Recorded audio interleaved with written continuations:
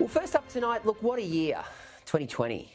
It's been, and I'll tell you what, at 11:59 on December 31, many people will say a good riddance to this annus horribilis, this year of living dangerously. And while the pandemic has crushed our economy and hurt us in a physical sense, it will not break our spirit as a nation. And the regions, which is where this show goes, in particular, have really stood up, and despite idiot politicians and bureaucrats making life tougher than they should have for the bush and the regions, country folk have responded in spades. Now, for that, I say take a bow. So here's my takeout of what we learned from 2020.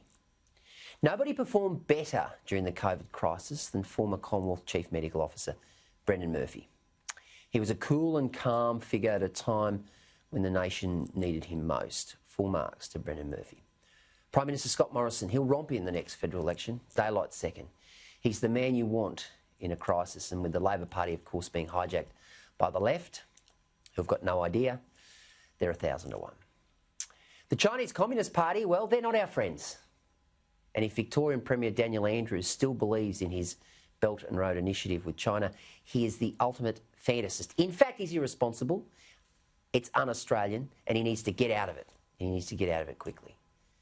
Australia will only ever be united in war because the structure of the Federation does not allow true national cohesion. For example, stamp duty. Now, that's to be phased out in New South Wales, and a land tax will be introduced, and it should be rolled out throughout the country. It is a fantastic initiative, and it will really turbocharge the economy. But Queensland, of course, they'll resist because A, it's New South Wales' idea, and B, it's so broke Queensland it needs the stamp duty revenue up front. So during the pandemic, the displays of jingoistic state against state populism demonstrated by several premiers was pretty ordinary stuff. Now let's get on to Labor leader Anthony Albanese. Now he's a nice bloke. Everyone says he's a nice bloke. Goes for South Sydney, big tick there. But nice blokes usually come last. Joel Fitzgibbon's the answer. He's the smartest of the federal Labor MPs. He gets it, and he gets it by a fair way. But of course, he's from the right faction, so he's 1,000,000 to 1.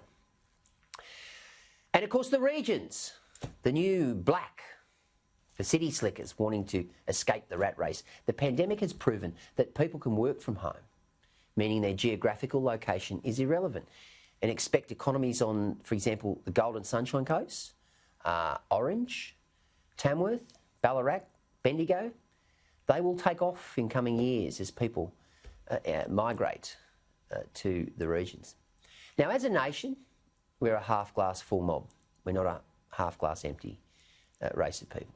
And we must seize the opportunity to think differently about the way we conduct our lives, the way we do business, the way we treat people. And of course, mental health, which we've covered off very strongly on this show since the pandemic began, it remains a massive challenge in the wake of what's gone on over the last 10 months.